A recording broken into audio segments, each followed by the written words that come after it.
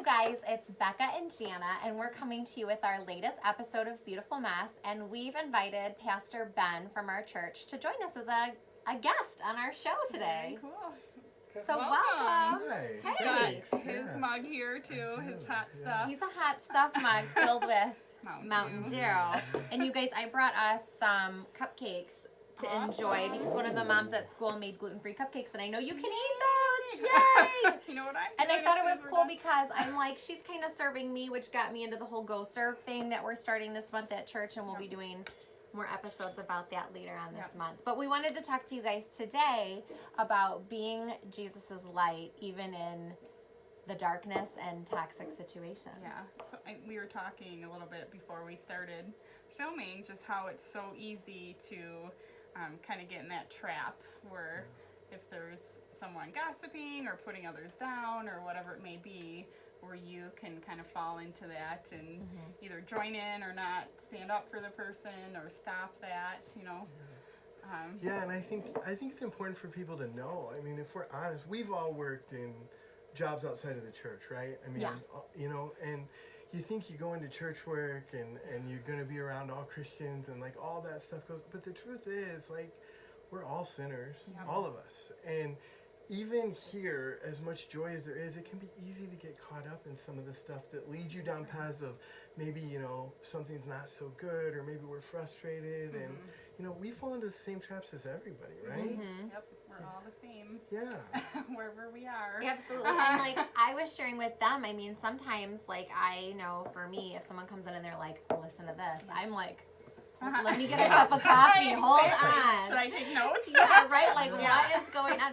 Because there is kind of like a level of excitement or being a part of something. You feel included. Like, you're a special one because you get to hear the inside information. Right.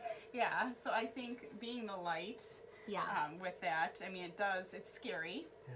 Because it's hard to stand up to some of the stuff sometimes because you are going, like, you could be rejected by the person or shunned, even by a group of people, because they may go back and get others to follow them too. But because if they're already talking about somebody and then you make them mad, you know they're going to take you down. It's going to happen. Yeah. And I think we all, like, it's easy for us to say this, but like you said, we've all done it. But I think it's good to surround yourself with people that will encourage you to be a light too, and just keep working on it and remind yourself to be that light in the darkness too. And we talked about earlier too, you stand out and people are attracted to you when you are the light and not joining in with the junk, you know. Well, and Pastor Ben had mentioned when we started talking about this morning, he had, he was like, oh, like it's Matthew 5 and whatever. So I'm going to read it for you because he's sick.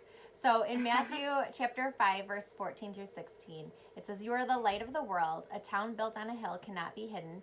Neither do people light a lamp and put it under a bowl. Instead, they put it on its stand, and it gives light to everyone in the house. In the same way, let your light shine before others, that they may see your good deeds and glorify your Father in heaven."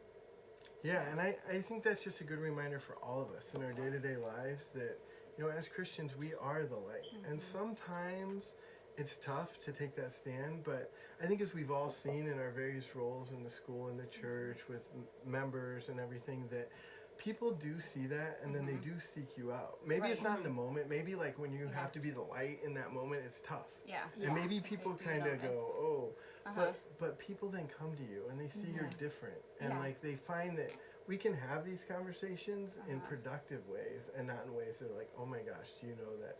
It can be more like, I'm struggling with this because I see this, and this. Yeah. You know?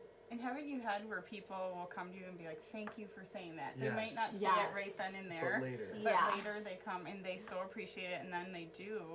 Like, you have an instant friend. Yeah. Right. They were so it happy. really builds that It relationship does. because you had like honesty and a conversation that was focused on good things, and like our sinful nature hides from the light. Right. And so if you can like just shine that on those things. And the more you do it, the easier it becomes to be that light and let your light shine, not put it under the bowl.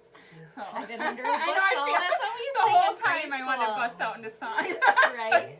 That's what we do. Anyway, so we wish you guys a wonderful day, and would love to hear about how you're being the light in your own community. And we look forward to serving with you this October. Yes, and stay tuned serve. for more beautiful Mass. Let's get into these cupcakes. Ooh, yes. I feel like we need to sing now. Like, this little gospel